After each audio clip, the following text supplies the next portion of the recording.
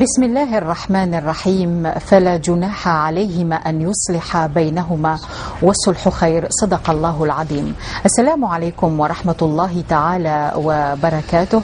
نسعد بلقائكم وبتجدد الموعد معكم من خلال حلقة جديدة ومتجددة من برنامج والصلح خير. نطل عليكم من قناة القرآن الكريم الخامسة من وسط هذا الفضاء التلفزي الإعلامي لإصلاح ذات البين مع فضيلة الدكتور السعيد بويزري. وعلى مدار ساعة كاملة من المباشر نلتقي ونحاول طرح قضايا العقار مرة أخرى في حلقات متنوعة، وهو الجزء الرابع قضايا العقار. حاولوا أن تتصلوا بنا لطرح انشغالاتكم ومشكلاتكم ونزاعاتكم وخلافاتكم من خلال برنامج والصلح خير. لكم مني تحية الفريق التقني العامل معنا هذا المساء، ونرحب بكل من يتصل بنا ويتواصل معنا، ونرحب بكل من يلتقط هذا البرنامج عبر الأقمار الاصطناعية. تحية طيبة وخالصة من أعماق قلوبنا من الجزائر إلى الجالية المسلمة في المهجر.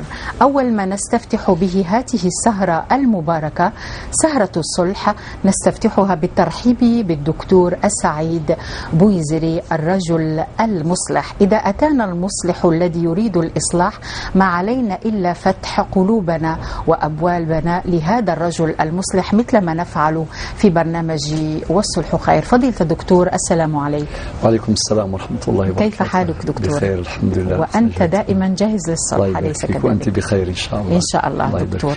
إذا دكتور، نجتمع بك بفضل الله تعالى من خلال ما بقي من اتصالات الحلقة الماضية، ونحن نتحدث عن قضايا العقار في الجزء الثالث. كان اتصال لعمار من سوق هراس الذي تحدث عن العقود العرفية دكتور، ثم نعود إلى أحمد من العاصمة. تفضل دكتور. لك الفضل. بسم الله والحمد لله والصلاة والسلام على رسول الله. معاشر المشاهدين الكرام، السلام عليكم ورحمة الله وبركاته. مرحبا يسون لعسلامة نوان ذي ثقول تنوان والصلح خير. الأخ عمار طرح عدة إشكالات. نعم. تحدث عن القيمة القانونية للعقود العرفية، وتحدث عن دور الكاتب العمومي. قال لك نحن نملك اعتمادا رسميا من الدولة حينما نجري هذه العقود، فما هي قيمتها القانونية؟ ولماذا لا نستدعى ولا إلى المحاكم عند وقوع نزاع؟ نعم.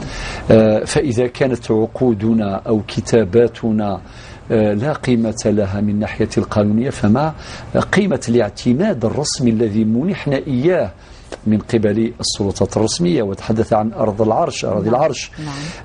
تحدث عن أشياء كثيرة مهمة. نعتذر السلف الأخ عمار لا نجيب على جميع التفاصيل، ولكن مادام احنا عندنا في البرنامج نتحدث عن هذه الأمور بالتفصيل في الحصة القادمة عن العقود العرفية، نرجئ ذلك لذلك الحين. ولكن الآن الذي أتحدث عنه إجابة جزئية عن سؤال الأخ عمار، أقول قبل 1 جانفي 1971 نعم. لم يكن القانون الجزائري يشترط الشكل الرسمي في نقل الملكيات العقارية. لماذا؟ تكريسا لمبدأ الرضائية الذي كان يطبع المعاملات العقارية جميعا. هناك مبدأ الرضائية. نعم. إنسان باغي يبيع قطعة أرض عقار، يبيعها لشخص آخر. ذلك الشخص الآخر ليس شرطا أن يسجل، أن يوثق ذلك في عقد رسمي. يكفي أن يحضر شهود أو أن تكون عندهم وثيقة عرفية في بينهما والسلام. هناك تيسير، هناك مبدأ الرضائية بين البائع والمشتري. فهكذا كانت الأمور تجري فيما سبق، يعني قبل 1 جانفي 1971. ولكن بعد هذا التاريخ بالذات، وبالعكس يعني حينما صدر الأمر المتعلق في سنة 1970 المتعلق بمهنة التوثيق، مهنة التوثيق الذي دخل حيز التنفيذ، يعني بدأ سريانه في تاريخ 1 يناير، لذلك ذكرناه 1 يناير 1971، خاصة في المادة 12 صريحة جدا تؤكد على ضرورة التوثيق الرسمي، على ضرورة تحرير عقد رسمي في نقل الملكيات العقارية تحت طائلة البطلان. تحت طائلة البطلان، بمعنى أنه أي واحد يعني يبيع بعد 71 قطعة أرض ولم تخضع للشكل الرسمي، العقد رسمي، يعني يبطل هذا العقد. يعني لم تصبح له قيمة قانونية لهذا العقد العرفي. الأمر واضح الأخت نجاة. طيب، وهذا الأمر، هذا المضمون أو هذا الحكم ورد في المادة 12 من الأمر المذكور. طيب، وهو ما أكدته المحكمة العليا في الجزائر، وخاصة في قرارها الصادر في 1997، يؤكد على ضرورة الرسمية في نقل العقود، في نقل الملكيات العقارية. إذن خلاصة القول، نفرق بين تاريخين. قبل 1971 1 جونفي العقود العرفية لها قيمة قانونية معتبرة، بعدها لا. لازم تكون عقود. من هنا أثير الإشكال الذي أثاره الأخ عمار، إذا كان فيه تفاصيل وعدنا بها إن شاء الله سترد في الحلقة القادمة إن شاء الله وقدر. إن شاء الله دكتور. نعود إلى أحمد من العاصمة. نذكر المشاهد الكريم والمشاهدة الكريمة بأنه كان عنده انشغال، وهو يقول أنه عجوز يماه كما يقول توفت 1961 والوالد 1999. نعم، هذا أجبناها الأخت نجاة، قلنا أنه يرث. نعم. يرث فقط. قال لك إن عندي الإرث ولا ما عنديش، عندي الحق في الإرث ولا ما عنديش الحق. الإرث من جده. نعم، يرث من جده. نعم. لماذا؟ هذه المسألة معلش فيها تفصيل خفيف، يعني إشارة إلى ما يتعلق بالوصية الواجبة. الوصية الواجبة. طيب، المعروف أنه قبل 1984 كانت الأعراف عموما في الجزائر إذا واحد مات في حياة أبيه وترك ورثة، جده كما نقول بالدارجة يغرس الأحفاد، يعني ولاد وليده اللي مات ولا ولاد بنته في مكان الابن أو البنت اللي مات. اللي مات هكذا يغرسوا، يعني بوصية أمام الحضور.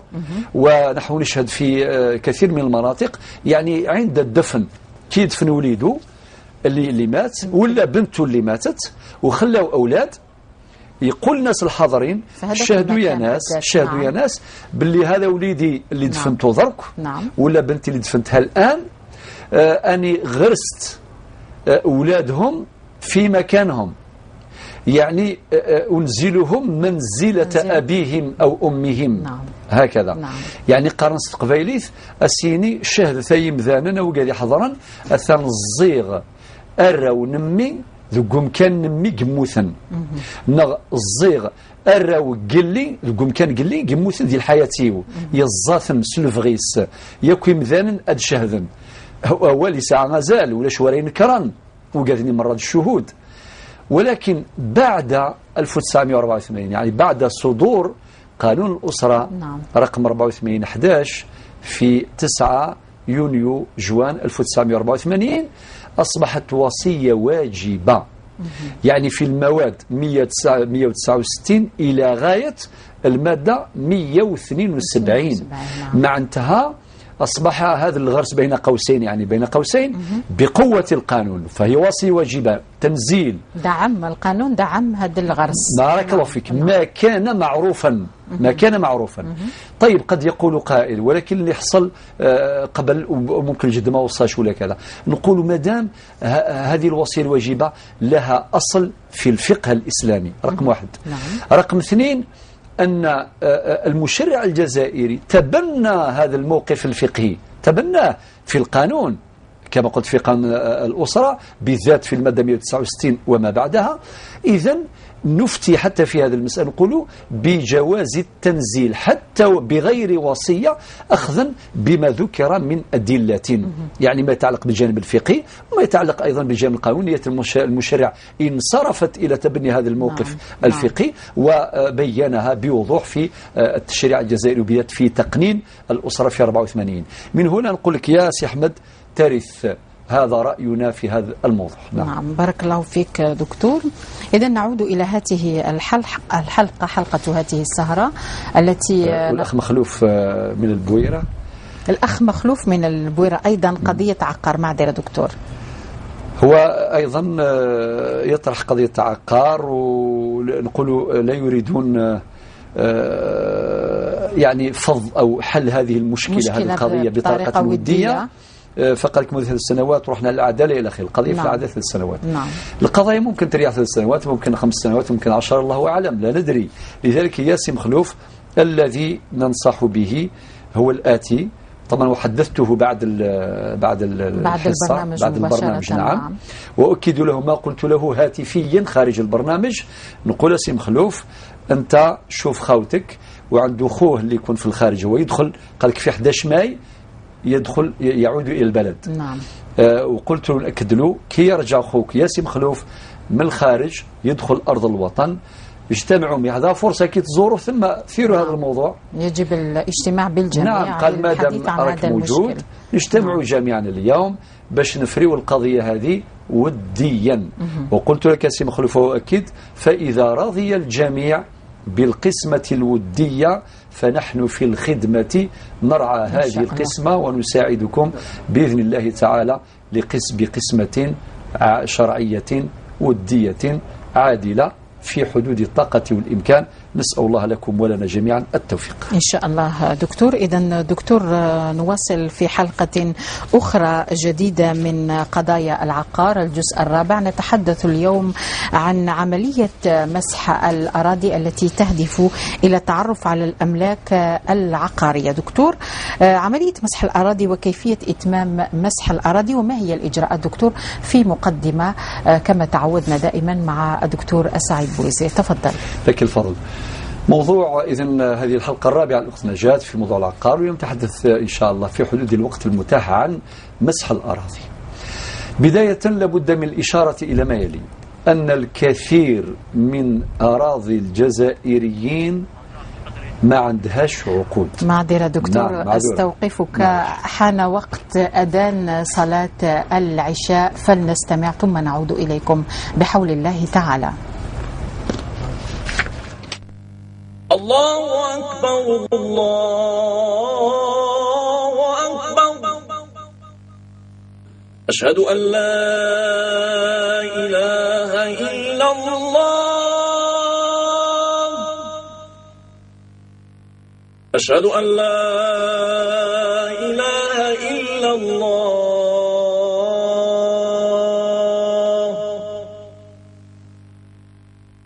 أشهد أن محمد رسول الله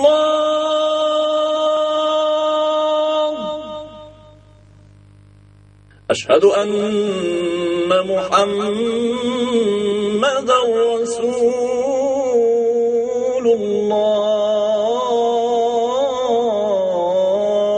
الله حي على الصلاة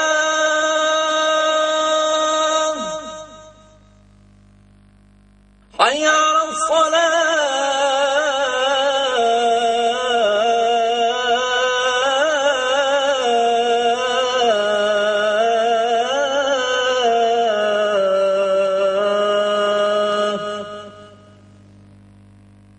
حي على الفلاح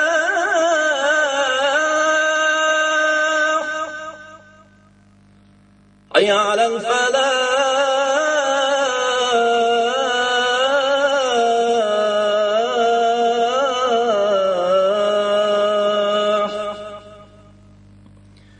الله أكبر الله أكبر لا إله إلا الله.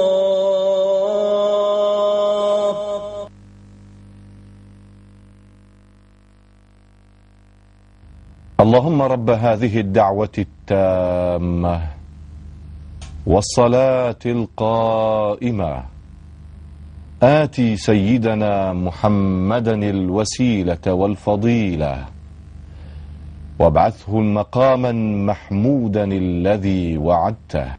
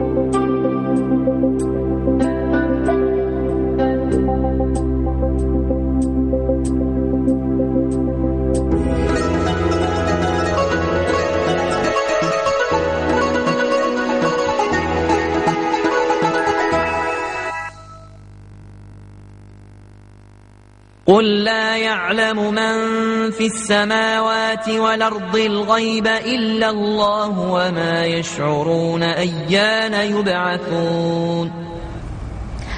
إذن تقبل الله صلاة الجميع بمزيد من الأجر والثواب والمغفرة. نعود إليكم إلى برنامج والصلح خير من خلال هذا المباشر. نتحدث اليوم عن مسح الأراضي ونزاعات العقار مع فضيلة الدكتور السعيد بويزري. في المقدمة دكتور استوقفتك عند نقطة مهمة وهي كيفية المسح وما معنى العقار في إطار مسح الأراضي. تفضل دكتور. لك الفضل.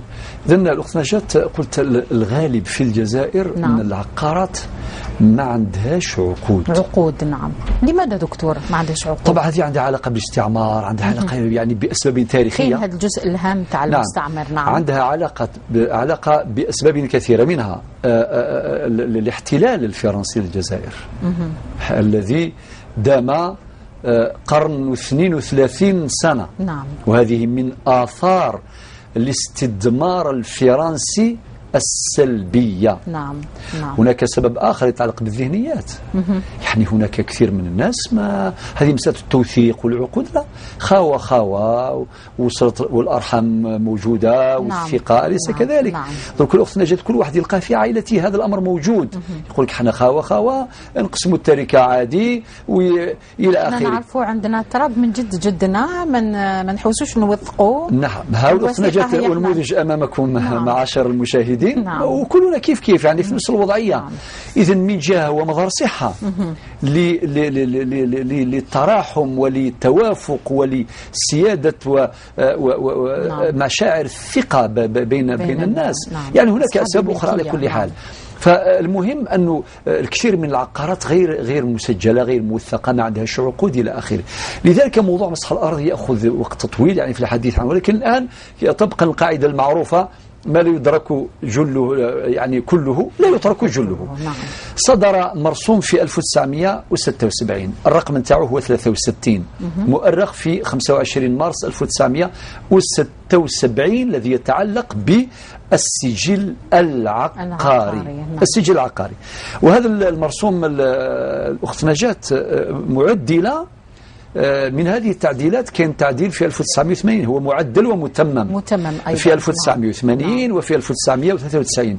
في المادة الثامنة يؤكد يعني هذا المرسوم على إيداع وثائق المسح الأراضي على مستوى المحافظة العقارية ويتم شهرها في السجل العقاري.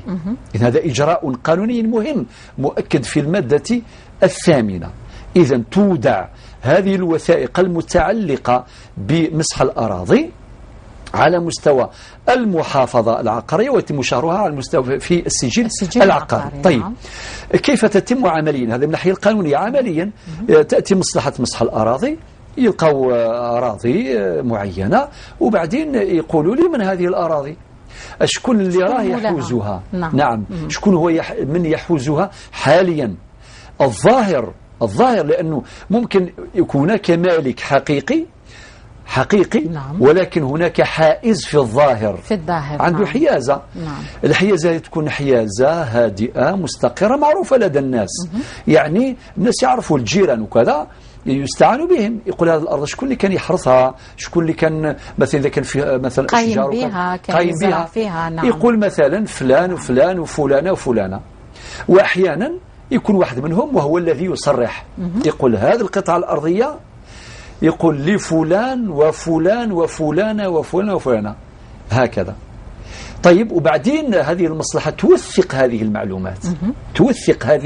المعلومات على أن هذه القطعة الأرضية اللي حدودها يحدها من الشمال من الجنوب من الشرق من الغرب إلى آخره. هذوك الجيران يبانوا الحدود نتاعها والجيران. ثم هذه الوثائق يكون الإيداع نتاعها يكون على مستوى المحافظة العقارية وتسجل كما تشهر كما قلنا في السجل العقاري. والمادة 11 من المرسوم نفسه تؤكد على أن المحافظ العقاري يقوم بترقيم، يعطي لها رقم نيميرو، يقول لك لو كذا إلى آخره، معروف هذه الوثائق، يدير لها ترقيم لتلك العقارات الممسوحة اللي يكونوا كاداستري. خلاص قال كل عقار عنده رقم نتاعو. هذه في المادة 11. ثم نأتي المادة 14 أيضا مهمة جدا. نعم والتي هي يعتبر هذا الترقيم مؤقتا. ترقيم هذا مبدئيا مؤقت. نعم لمدة 2 عام بالنسبة للعقارات التي ليس لملاكيها وثائق إثبات كافية. يعني تخصهم أوراق لإثبات الملكية. هم حائزين الآن، هم راهم يحرثوها راهم يخدموها. ولكن السؤال مطروح، هل بالضرورة أنه اللي راه يشغل هذه الأراضي معنا نتاعو؟ لا ليس كذلك. طيب لمدة 2 عام إذن يعتبر هذا الترقيم الذي يسري، يعني مدة 2 عام تسري من يوم الترقيم مدة على مدار 2 عام. هو ترقيم كما رخصة السياقة دكتور. نعم كما رخصة السياقة 2 عام باش يعطوك الله يبارك فيك القياس هذا في القياس. إذن لمدة 2 عام اتفقنا إلى حد الآن. طيب ولكن هذا المدة 2 عام خاصة بالعقارات التي ليس لملاكها يعني وثائق إثبات كافية. طيب الآن نديروا إشكالين. وإذا ما ثبتوش الملكية دكتور بعد 2 عام خلاص يولي هذاك الدفتر العقاري يولي بمثابة عقد. نعم. لذلك النزاع، أنا أتحدث عن النزاع. نعم. ممكن الواحد الذي يصرح يقول هذه القطعة الأرضية فيها فلان فلان فلان وينسى فلانة، ينسى امرأة ولا ينسى أخوه ولا. نعم. إما ينساه إما يديروا عمدا، يعني هذه الأمور كلها موجودة. هم يحبون ينسوا المرأة دكتور. طيب ثم بعد ذلك الآن كيف ننصحهم أو نقدمهم الاستشارة القانونية؟ نقول لهم خلال 2 عام هذون تروحوا ديروا احتجاج الركور على مستوى المحافظة العقارية. كان واحد الآن احتجاج إداري يروح للي سيرفيس هذوك المصلحة نتاع الكاداستر نتاع مسح الأراضي، يقول لهم أنا ما دارونيش، أنا راني مالك ثم أنا هذيك الملكية على الشيوع، نعم راهي فلان ديفيزيون رانا حرطوها كامل وكذا، ولكن كتبوا كاع الأسماء من الاسم تاعي ماهوش موجود. يحتج يدير الركون تاعو التظلم تاعو على مستوى الإدارة إدارة مسح الأراضي. نعم. ولكن إذا كان بعد عامين أثير النزاع بعد عامين يولي نزاع قضائي. يولي نزاع قضائي يطرح على مستوى القضاء نعم. ليثبت حصته أو حقه في ملكيته في لذلك العقار. الآن الأمر واضح نعم. وهناك إجراءات كثيرة وهناك تفاصيل كثيرة نكتفي بها. طبعا السادة المشاهدين حينما نطرح هذه الأمور القانونية نحاول نعطي دي فلاش، يعني نعطي هكذا بعض الأمور المهمة حتى تتضح الفكرة. نعم. باش ننبه الناس باش نقول لهم اقرأوا هذه القول يطلعوا عليها ويسألوا إن شاء الله أهل الذكر يعني في مجال القانون أهل التخصص باش تأخذوا المعلومات، فما لا يدرك كله لا يترك جله. نعم بارك الله فيك دكتور. إذا نتواصل معكم من خلال هذه الحلقة لنناقش مسح الأراضي ونزاعات العقار. بالنسبة لهذه الحلقة محاكمنا تعج بقضايا ونزاعات حول العقار، ملفات ومستندات وقضايا أثقلت رفوف المحاكم. هناك بزنس بالأراضي، هناك تزوير لعقود الملكية وحقوق ضائعة. عملية مسح الأراضي تهدف إلى التعرف على الأملاك العقارية. وسط هذه المشاحنات والنزاعات والخلافات نقول لكم فاتقوا الله وأصلحوا ذات بينكم. وتابعوا معنا هذا الروبورتاج لزميلة هنا وفي حول مسح الأراضي والنزاعات العقارية، ونعود بعد قليل.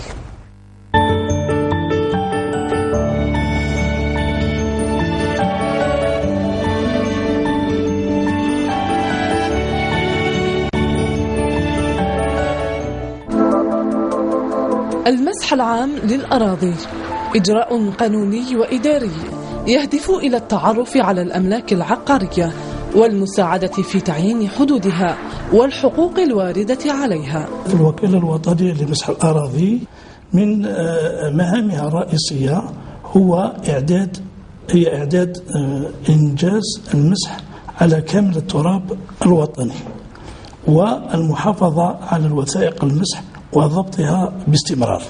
التعريف ولو مبسط عن عملية المسح فنستطيع أن نقول أنها عملية تقنية وفنية ثابتة تهدف إلى معاينة العقارات من ناحية الموقع وما يترتب عليها من حقوق، وكذلك معاينة الملاكين وذوي الحقوق.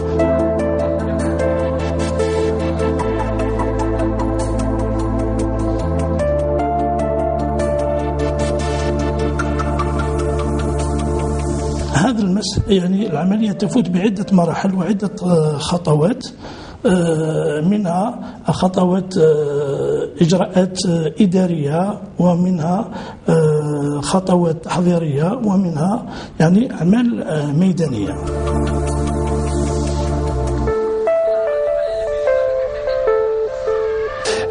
هنا رانا في مديرية الإنتاج التابعة للمديرية الوطنية لمسح الأراضي.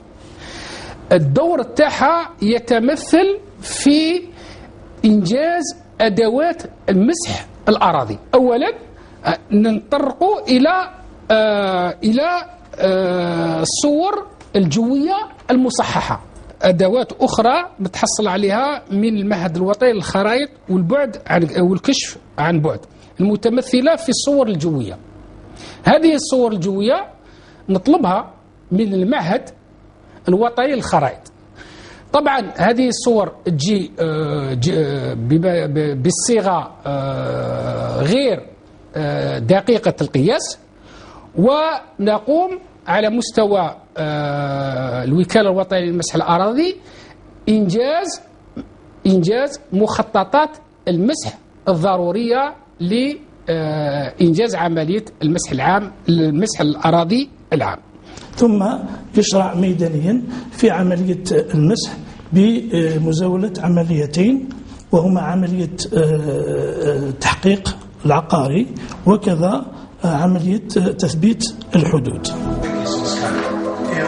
إعاقات تساهم في تعطيل السير الحسن لعملية المسح العام للأراضي، وكذا في تحقيق الهدف المنشود منها. العراقيل التي تعيق السير الحسن لعملية المسح ميدانيا نستطيع ذكر من بينها غياب الملاكين، وهذا رغم استدعائهم. وهناك عراقيل تخص الجانب القانوني، أي نجد في بعض الأحيان عدة مواطنين لا يمتلكون عقود رسمية ثبوتية لأملاكهم، ونجد أيضا في بعض الأحيان هناك ملاكين لهم عقود ولكن الوضعية القانونية للعقار لا تتماشى الوضعية الحقيقية للميدان، يعني ما هو يشغله عن الميدان. هناك عدة مشاكل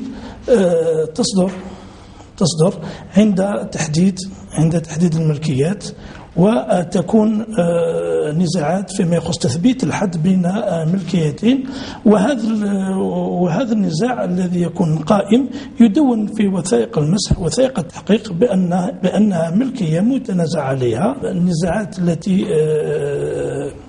تخص العقارات فيما يخص أعمال المسح هي أنواع من بينها فيما يخص المساحة الزائدة، فيما يخص التعدي على الملكية، فيما يخص النزاعات التي تكون على مستوى المحاكم ويثارها الملاكين أثناء عملية المسح. للعقار أهمية بالغة سواء كانت اقتصادية أو اجتماعية أو سياسية، وبما أنه ثروة أساسية عملت الدولة على فرض نظام المسح العام للأراضي للحفاظ على الملكية العقارية وتطهيرها من النزاعات التي تعكر صفوها.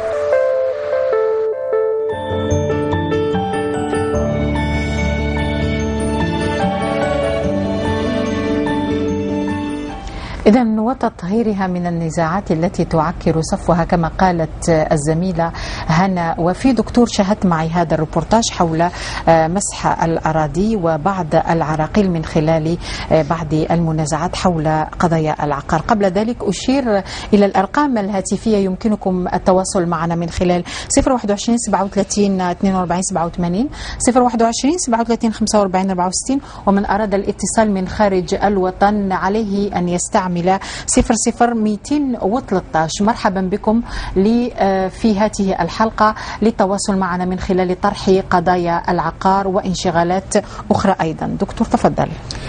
كالفضل. في الحقيقة أيضا نؤكد ما ذكرنا في بداية اللقاء، نعم، لأنه موضوع مسح الأراضي في الجزائر عملية متواصلة وتواجه عدة عراقيل. من هنا نوجه يعني نداء إلى جميع الملاكين، جميع المواطنين المالكين للعقارات بضرورة تعاونهم مع مصلحة مسح الأراضي حينما تعاين من خلال عمالها هذه القطعة الأرضية. من هذه المساعدة حضورهم، يعني نهار اللي تجي مصلحة مسح الأراضي إلى العقارات لمعاينتها وإجراء ذلك التحقيق العقاري وتثبيت الحدود إلى آخره، يكونوا جميعا نعم. يكونوا الملاكين يكونوا حاضرين، وكذلك الجيران. نعم. لأن الأخت نجاة ممكن يجي مسح الأرض يقول لك منين الحدود، يقول لك مثلا من هنا، وكنت تكلمت عليها من قبل. نعم. الحدود لابد أنها تعرف أيضا، لابد أن تعرف. نعم. ممكن ذلك الجار إذا كان غائبا ممكن جزء من أرضه راه دخل في مشكلة، ولا تفصل ما بين شجرة، يفصلهم شجرة نعم. لأنه بكري الأخت نجاة كيفاش يقولوا نعم. حجر هنا نعم. وحجر هناك والناس بكري يعتمدون على الذاكرة وكاين أمور أخرى دينية، يعني الله يبارك الإيمان بالله عز وجل نعم. والقناعة والتسامح وأشياء كثيرة، يعني عوامل كثيرة موجودة. ما الآن لا ممكن على جال الشبر مع العقار الآن أصبح عنده قيمة كبيرة جدا، كبيرة جدا. كم قطعة أرضية كانت مهملة لا قيمة لها فيما سبق، يعني يديروا الرعي الغنم ولا شيء من هذا، لكن الآن لا يشوفوا يديروا هذه بروجي، يديروا فيها عمارات، يديروا فيها سكنات، محلات تجارية وهكذا. شافوها الآن مشاريع استثمارية كبرى ذات أهمية كبرى. لذلك رسالة أولى نقدمها للملاك، نقول لهم بضرورة الحضور يوم تتقدم مصلحة مسح الأرض، يكونوا حاضرين باش يقولوا كاع أشكون اللي يكون حاضرين. وهنا لازم الصدق، التزام الصدق والأمانة في التصريح بالملاك الحقيقيين، فلا يجوز إخفاء من ناحية الشرعية ولا من ناحية القانونية عدم ذكر بعض الأسماء، أسماء أصحاب الحق. وأمر آخر حضور الجيران أيضا باش لا تثار نزاعات في المستقبل. وكذلك أمر آخر، ممكن واحد عنده عقد مثلا، في العقد نتاعو مكتوب أنه يملك هنا في هذا المكان 5000 متر مربع في الكارت، ولكن عند المعاينة يشوفوا من الناحية الواقعية لا ماشي 5000 متر مربع، 4000 مثلا و850 متر مربع. ما يجيش هذاك الإنسان عنده الكارت يقول شوف دبروا راسكم أنا لازم تعطيوا لي 5000 ولو على حساب الجيران. لا، لازم يكون عنده قناعة. هناك أخطاء يوقع كما أشار الأخ الفاضل، حتى بالنسبة للصور الجوية أحيانا في أخطاء يعني في تقع في هذا المجال. هذه جملة نصائح وتوجيهات، وفي الآخر نقول عليكم بالقناعة، القناعة إن شاء الله، ونتعاونوا مع هذه المصلحة، مصلحة مسح الأرض، من أجل الحفاظ على عقاراتنا ومن أجل إتمام عملية المسح في الجزائر طبعا في السنوات القادمة وليس الآن بحول الله. نعم دكتور، إذا نتواصل معكم من خلال طرح انشغالاتكم عن طريق الهاتف، ونحن معكم على المباشر. نستقبل أول مكالمة من ولاية زيوزو. نورة، السلام عليكم أختي الكريمة. نورة، السلام عليكم. السلام عليكم نورة. ألو، السلام عليكم نورة، راني نسمع فيك. مرحبا، العسلامة. مرحبا بك نورة، تفضلي. السلام عليكم مشايخ الكرام. السلام عليكم. السلام ورحمة الله. تفضلي نورة. مساء الخير اختي نادية. مساء الخير اختي. عندي ما شحال لقيت كنت طفا. نعم. أنا ساقي صعبة الحمد لله يعني. الساقي شتي بالعسلامة. الحمد لله. يعني بقى كده كان الملاحظة مع هذا مليح الحصة يجي مليح. الحمد لله. عندي ناقص بزاف لا ما يشبوز إن شاء الله. أكملنا ربي يبارك فيك. العلماء المسلمين على كل حال يعني يخدموا بين الهن.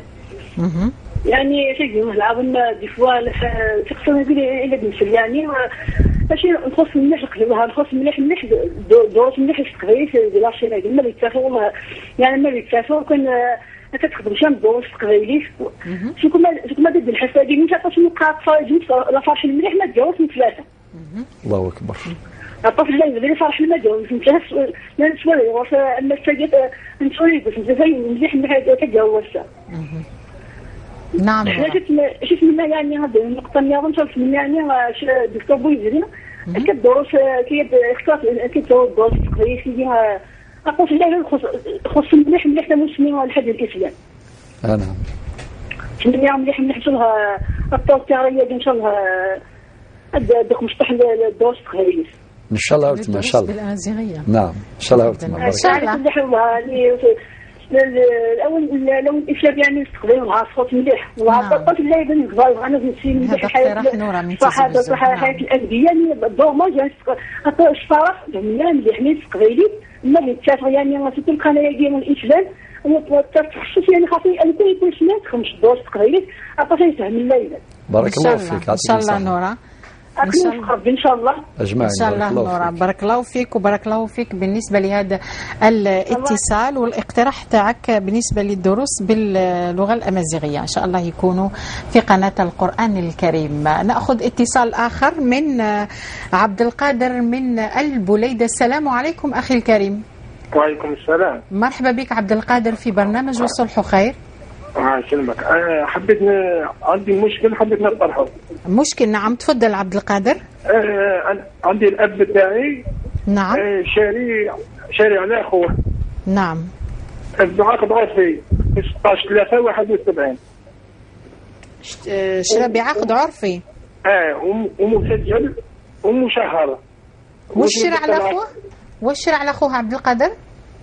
قطعة أرض. قطعة أرض. نعم. وما قسمش مع أخوه. نعم.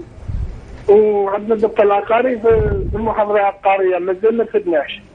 والأخ تاعو توفى في 94. لقى خوتي ولادو وهم يشارعوا في عمهم باش حابين يلغوا. نعم. يلغوا باسكو هم عبدهم شاري بعقد عرفي. نعم. ولادو حاليا ما يشرعوا فيه. نعم. لقى يشرعوا فيه باش يلغوا له الترقيم النهائي. انا حابين نفهموا لا يقدروا ولا ما يقدروش. إن شاء الله عبد القادر. واصل مشاهدة البرنامج وراح يفيدك فضيلة الدكتور بالإجابة بالنسبة لهذه القضية اللي طرحتها الآن. صح. بارك الله فيك، نشكرك على اتصالك. هل هناك اتصال آخر سعيد؟ سعيد أين أنت يا سعيد؟ هل هناك اتصال آخر؟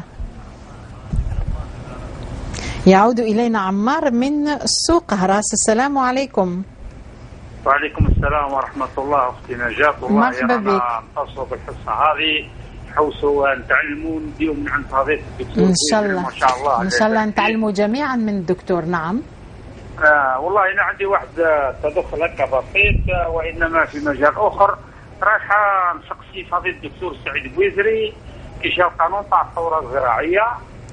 نعم. وطبقوا واحد القانون داو بعض المواطنين داولهم كي تحلت الثورة الزراعية المستفيدين هذوك اللي ما رفعوش تقاعد ما يجوا قروع عاملين ثلاثة وقلعوها الثورة الزراعية، بعد واش يديروا في البلديات؟ يديروا مثلا أنا بابا عنده 40 قطار يقلعوا له 20 قطار يعطوها المستفيد، وواحد يدير له 4 واحد يدير له 5 واحد يدير له 6، والناس هذوك اللي داو الطراب تاع الناس عاودوا خدموا عند الدولة والدولة روترات ومازالوا يديو في راهو ماكين هاك القطعة تاع العرض نتاع يعني نتاع الناس اللي بدها لهم الدولة وقسمتها على المستفيدين هذيك. هنا بقى إشكال والقضية راه يدور في العدالة من حوالي سنة 80، والناس هذوك اللي بدت لهم الدولة الطراب نتاعهم لا عطات لهم تعويض ولا رجعت لهم الطراب نتاعهم. نعم. وهذوك اللي عطات لهم الدولة الطراب نتاع الناس راهم يملكوا ضغط الأرض ويستغلوا فيه وعاودوا خدموا عند الدولة ودوروا ثلاث.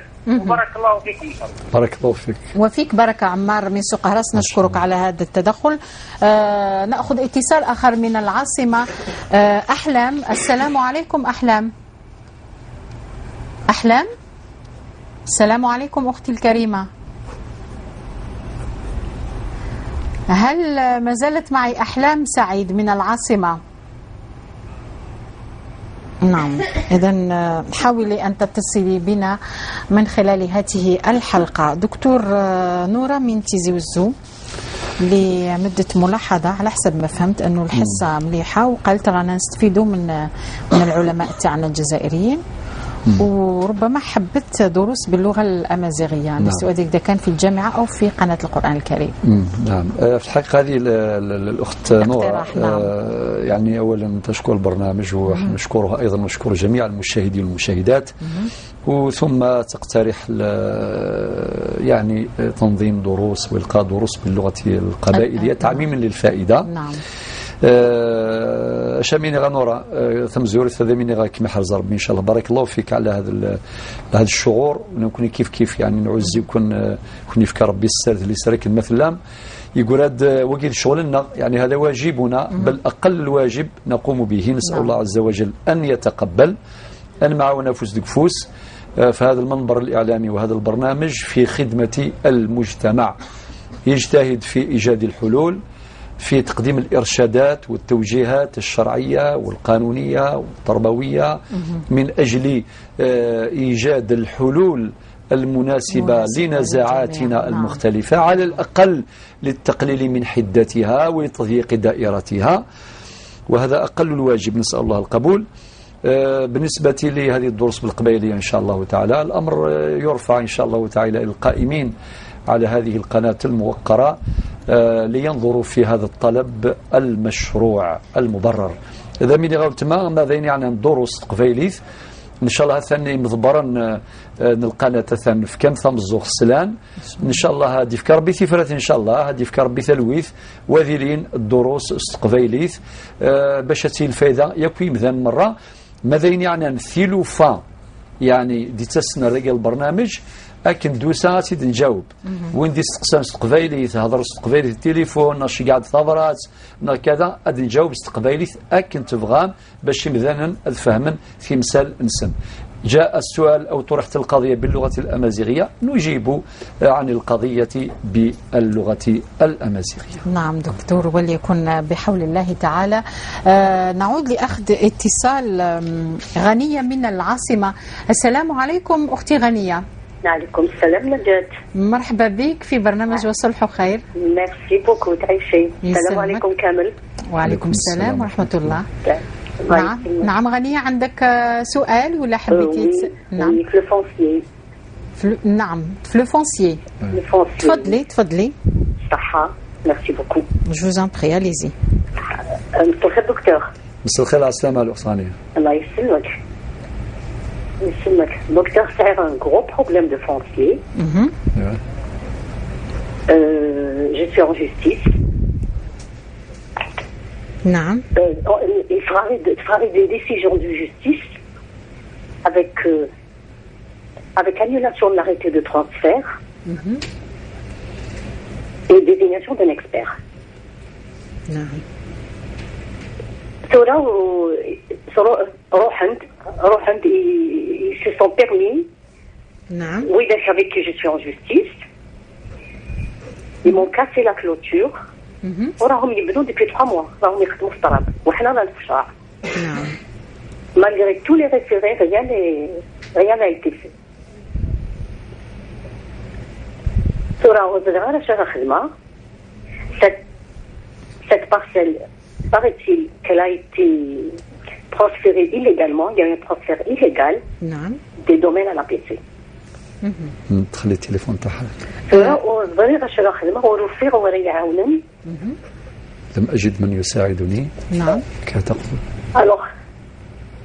نعم. أنا سمع فيك غنية، ما لقيتيش شكون يعاونك؟ نعم. Non. Pas du tout. Pour le moment, pas du tout. إن شاء الله يعاونك الدكتور إن شاء الله. إن شاء الله يا رب. إن شاء الله يا رب. Je l'ai appelé au bureau. Oui, ما تفقديش الأمل إن شاء الله. J'ai laissé un mail. خليت له un mail docteur. Oui. On a resté à une réponse. Et puis aujourd'hui, alhamdoulilah, je peux avoir. الحمد لله. ما تخلي رقم. غنية. الدكتور يطلب منك ولا تقدري تخلي لو نيميرو التليفون تاعك لي تكنيسيان. Je l'ai laissé depuis combien de fois et je l'ai laissé même à son bureau. Je vais vous le redonner. Non, pas à son bureau. التقنيين الموجودين معنا اللي حكموا المكالمة تاعك. D'accord. نعم. خلي مباشرة بعد البرنامج يتصل بك. Très bien. وما تقطعيش لي إن شاء الله. Je coupe pas. Non, avant de couper, vous donnez votre numéro de téléphone au technicien. Ceux qui assument ce direct, s'il vous plaît. Ok. Voilà. On vous remercie beaucoup غنية. بطبيعة الحال الإنسان عندما يكون عايش في مشكلة ماذا به لو كانت تحلوا بالخف، خاصة كي قالت معاوني حتى واحد. حتى لا تنتظر أحلام من العاصمة. سمح لنا أحلام. السلام عليكم. السلام ورحمة الله وبركاته. الحمد لله. مرحبا بك أحلام في برنامج وصلح خير. بكم وهلا. نعم. شوفي أنا عندي سؤال. عندي زوجي تاعي الله يرحمه. زوجك؟ نعم. توفى قبل الأم تاعو. نعم. ب10 سنين هكذاك. نعم. بعد توفت الأم تاعو الله يرحمها. دوك هذيك عندهم ورث قالوا لي نافي با دغوا. تاع ولادي ما عندهمش حق. شكون اللي قال لك ما فو نافي با دغوا ليغيتاج؟ لا فامي تاع راجلك. وي. نعم. ولادها اسمها الواسك. الواسي. نعم. عندها باسكو هي عندها ورث تاع جدها. نعم. تاع فاميلتها وعندها دارها هي. نعم. فوالا. هذا هو السؤال تاعي. شحال عندك دراري غني أحلام؟ عندي 3. الله يبارك. الله يسلمك. ان شاء الله وصلي مع برنامج وصلح خير وراح تسمعي يعني الجواب ان شاء الله النهايه بالنسبه للجواب تاعك ان شاء الله. شكرا لكم. المعذره احلام. بارك الله فيك. الله يسلمك. يعطيكم الصحه وشكرا على الميسيون تاعكم. يعطيك الصحه. هذا البرنامج تاعكم يا احلام تاع المشاهد الكريم. شكرا لكم. العفو. سعيد هناك اتصال على ما اظن.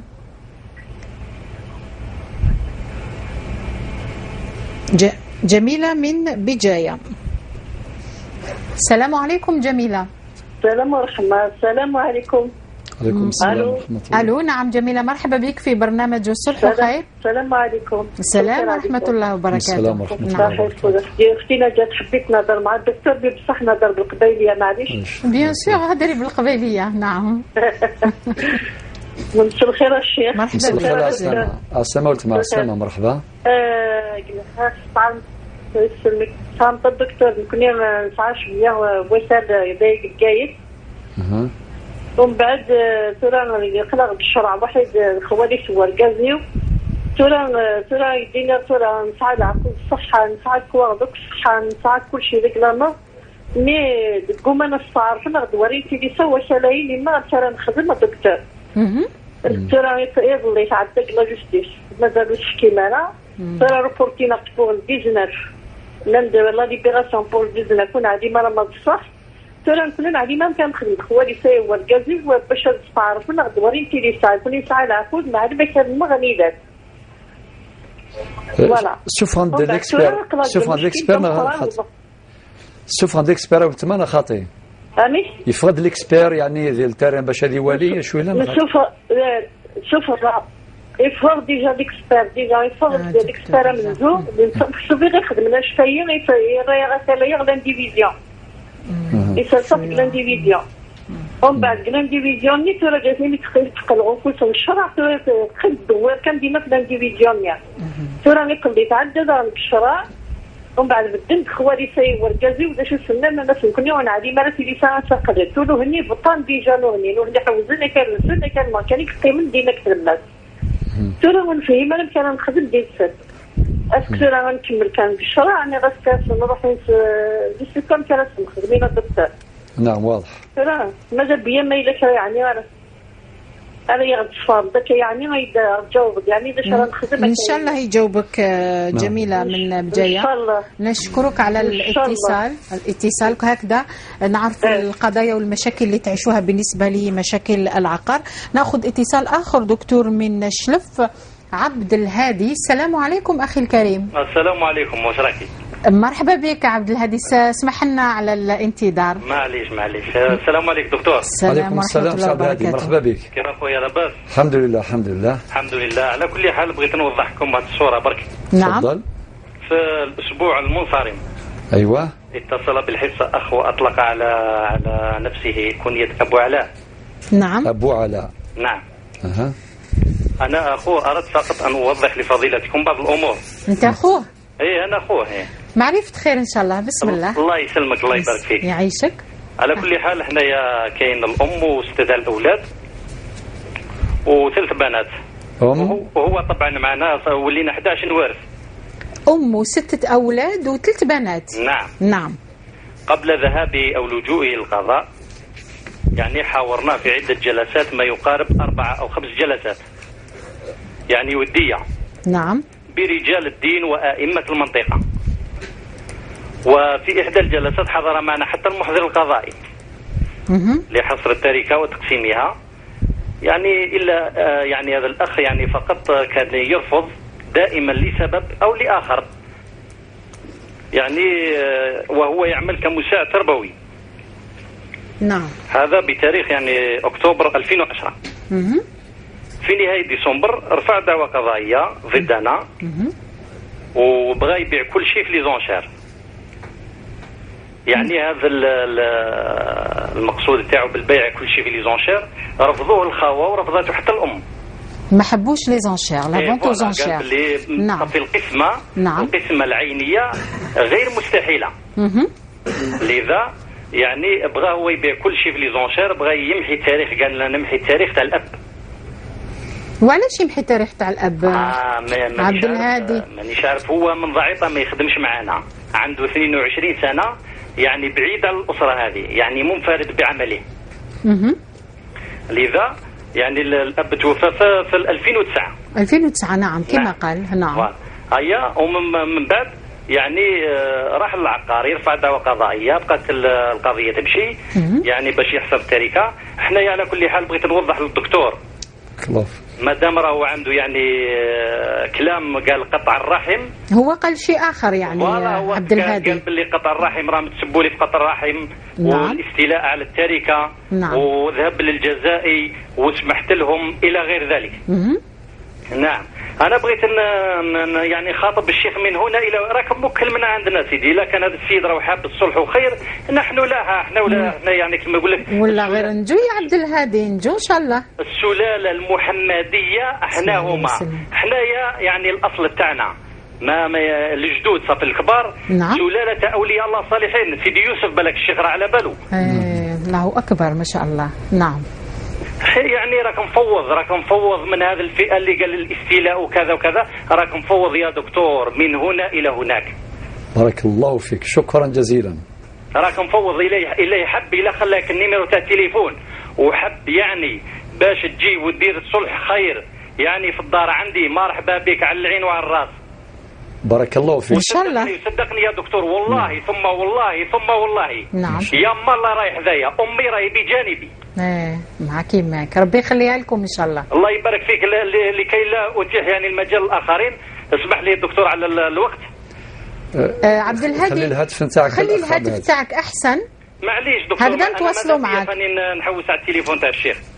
ماشي مشكل. التليفون تاعك ربما يخلوه لك سعيد، تقدروا تخلوا له رقم التليفون تاع دكتور بويزري، وانت خلي رقم تاعك احسن ايضا يا عبد الهادي، هكذا باش يتصل بك.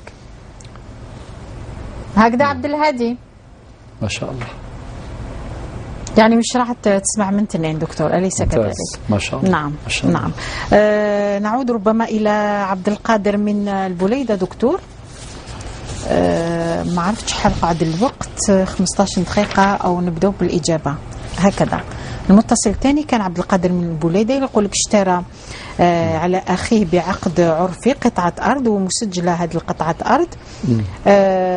قال لك ما قسمهاش مع أخوه، ومن هنا بدأت الخلافات. نعم. بالنسبة للرد على الأخ عبد القادر من بليدة، هو قال لك أبي اشترى قطعة أرض في 16/3 يعني مارس 1971. وحنا قلنا قبل حين جميع العقود الخاصة المتعلقة بالعقارات بعد 1 جونفي 1971 تخضع للشكل الرسمي باش تنقل هذه الملكية، وقال لك مسجل ومشهر إلى آخره. ولكن قال لك مات أخوه، يعني مات العم هذا، قال لك أولاده الآن داروا يقاضون، يعني يرفعوا دعوة قضائية لإلغاء هذا الترقيم إلى آخره. ونقول الأمر الشرعي أولا يا سي عبد القادر، جميع العقود التامة الرضائية بين الناس لا بد من تنفيذها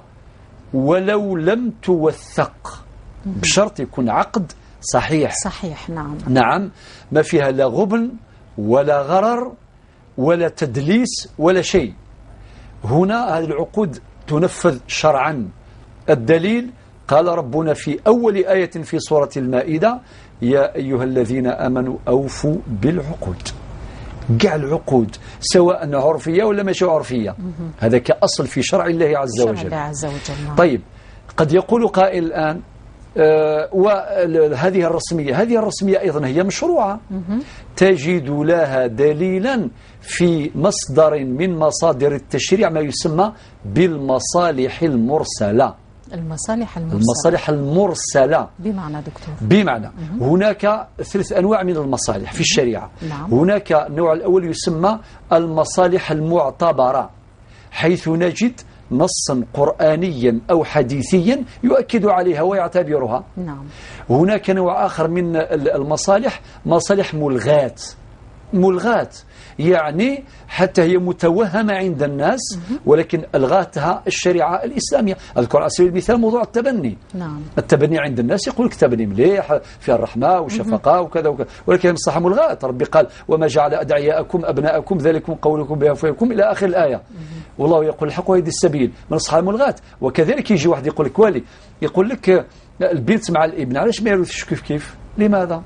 يا أخي هذه بنت وهذا ابن عندهم ميم قراد نفس الدرجة وباباهم كيف وإمامهم كيف، علاش ما يورثوش كيف؟ هذه مصلحة ملغات. للذكر مثل حظ نعم، نص قطعي للذكر مثل حظ الأنثيين. طيب، وهناك نوع من المصالح متروكة لم نجد لها نصا لا يعتبرها ولا يلغيها، هذه تسمى مصالح مرسلة أو مطلقة. هذه باختصار.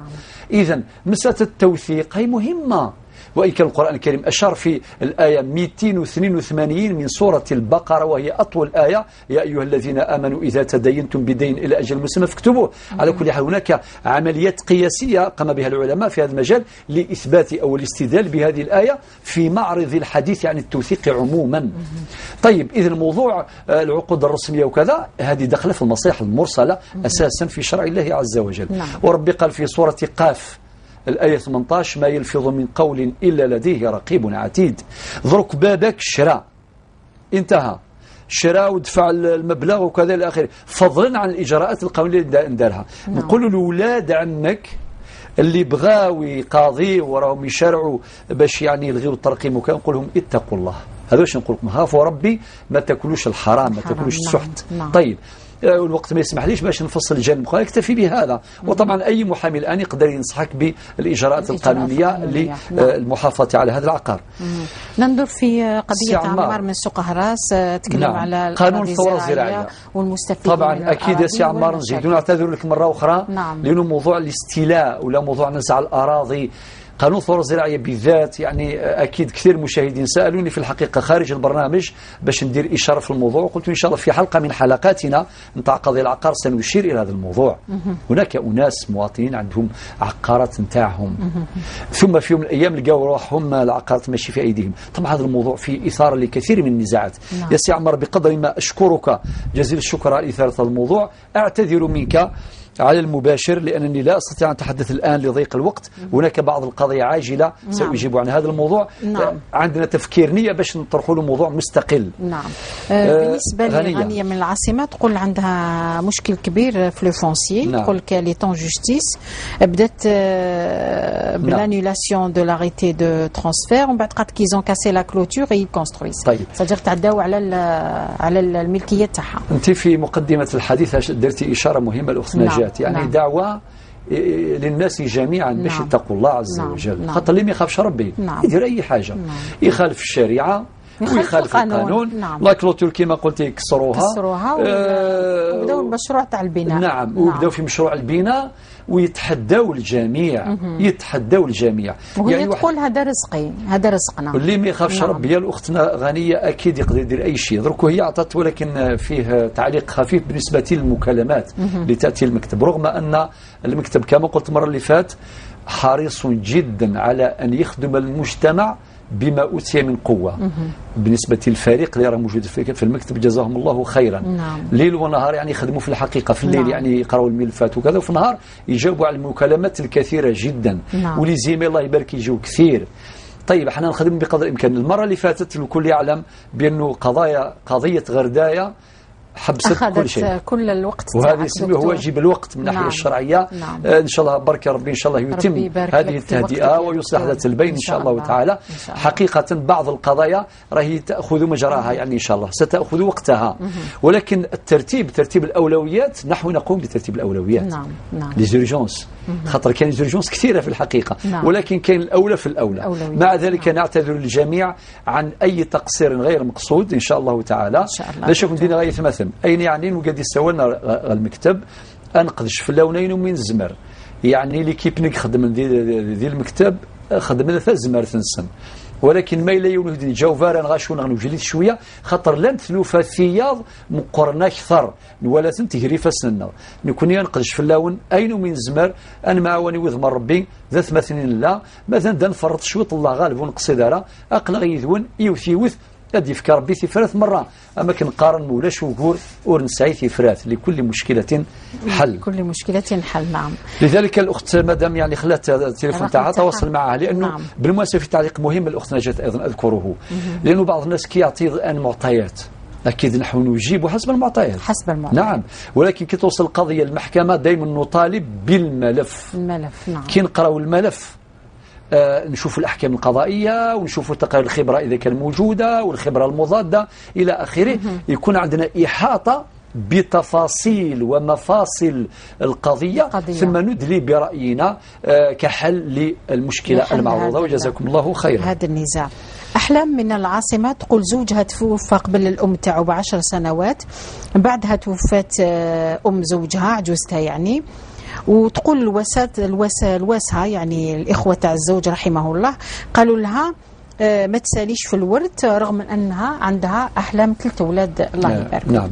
هذه أيضا عودة أخرى لموضوع الوصية الواجبة. نعم. هذه الموضوع الوصية الواجبة. نعم. ولكن أضيف أمر مهم جدا، هو أنه بعض الناس يفهمون المواد القانونية على أنها خاصة بالذكور، الأحفاد الذكور دون الإناث. يعني إذا كان واحد مات وليده في حياته، وليده هذا عنده ذراري، يعني ينزلون منزلة أبيهم الذي مات في حياة جدهم بشرائط وردت في المواد 169 170 171 172. نعم.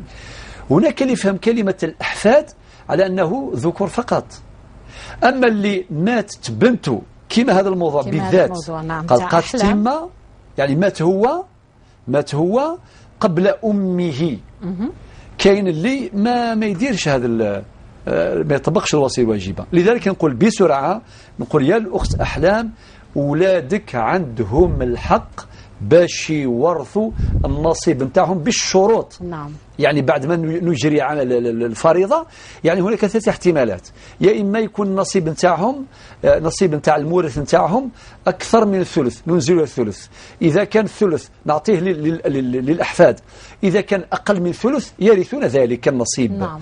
المهم كجواب يعني دقيق، نقول أولادك يا أحلام يورثوا طبقا للوصية الواجبة التنزيل اللي راهي موجودة من المادة 169 حتى المادة 172 من قانون الأسرة الجزائري.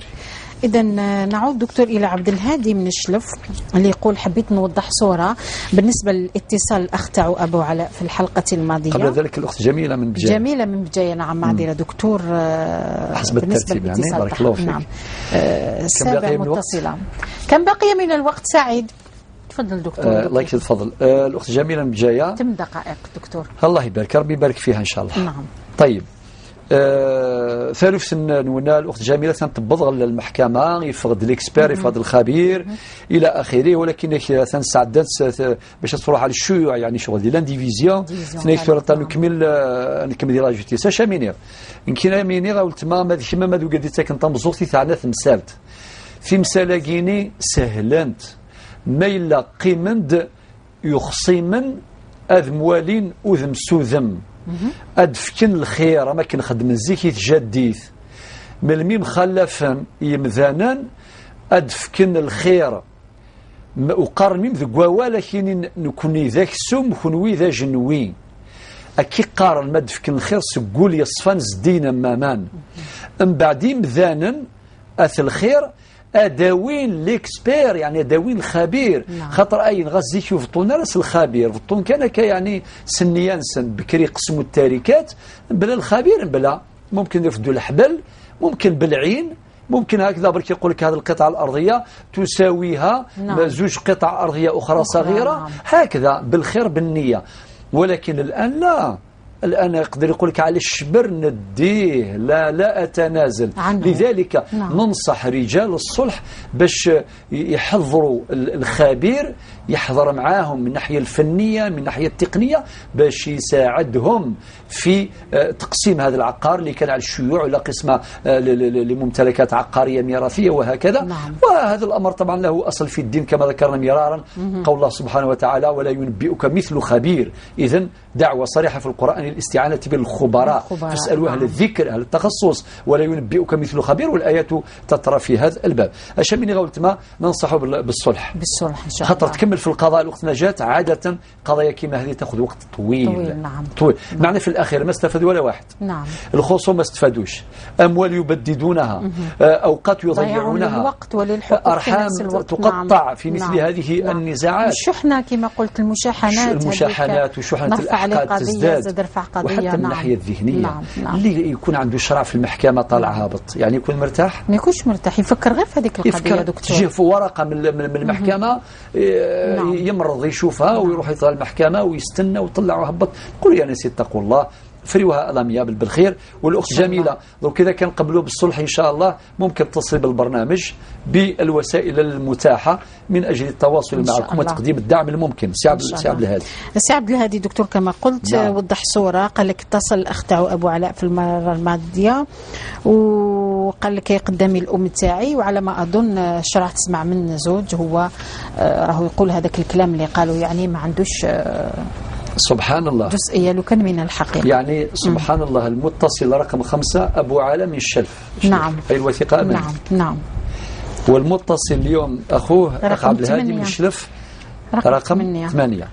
نعم. نقول لك يا الأخ عبد الهادي أولا أشكرك جزيل الشكر لعدة أسباب. السبب الأول أنك كنت صريحا.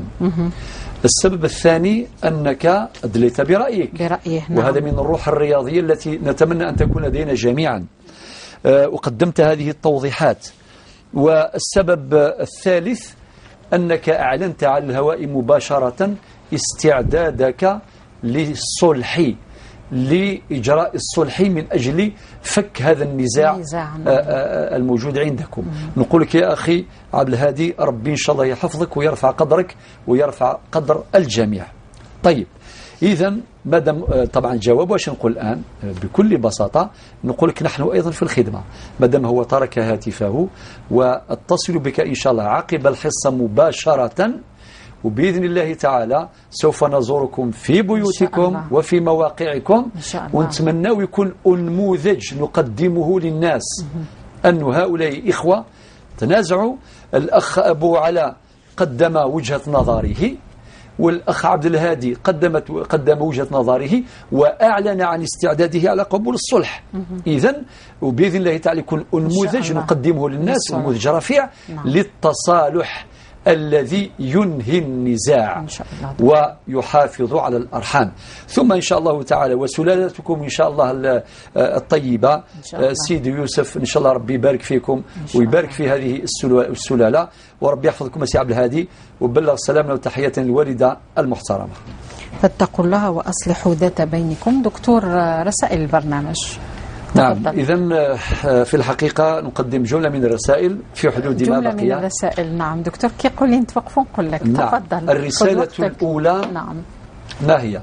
يا ناس اطلعوا على أحكام الشرع الإسلامي في مجال المعاملات. ربما الناس يهتمون بقضايا العبادات، كيفاش يصلي يرقع صلاة وصيام وكذا، أسئلة كثيرة جدا. الآن نقول الناس اهتموا بقضايا المعاملات. عمر بن الخطاب مما نسب إليه يقول لك لا يدخل أسواقنا إلا من يعرف فقهنا.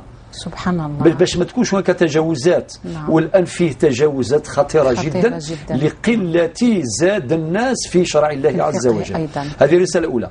الرسالة الثانية اطلعوا على الأحكام القانونية التي تنظم هذه الأمور، خاصة موضوع العقار. أطلنا فيه كثيرا. لازم تكون عندنا ثقافة تاع قانون. لازم تكون ثقافة، لازم تكون ثقافة، لازم تقرأ، لازم تسمع، ولازم تسأل. تسأل قبل ما يديروا أي إجراء. كم من نزاع وقع سببه الجهل بالقانون. ما يقراش القانون وما يسقسيش الله يبارك لنا أهل الاختصاص. كاين قضاة وكاين محامين موثقين محضرين قضائيين، يعني رجال قانون، وكاين ما شاء الله وسطاء قضائيين. يعني اسألوهم من أجل باش يفيدونكم بما يتعلق بموضوع معاملاتكم. هذه الرسالة الثانية.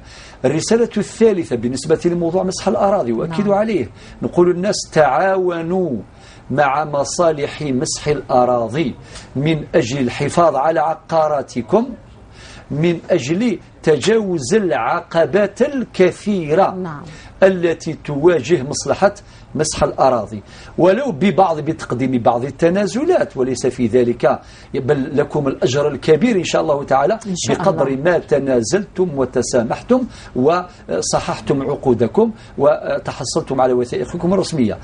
الرسالة الرابعة بالنسبة لأصحاب القضايا سواء في البرنامج أو في المكتب، والمكتب هو في الحقيقة جزء من هذا البرنامج، بل هو فرع مهم جدا في هذا الباب.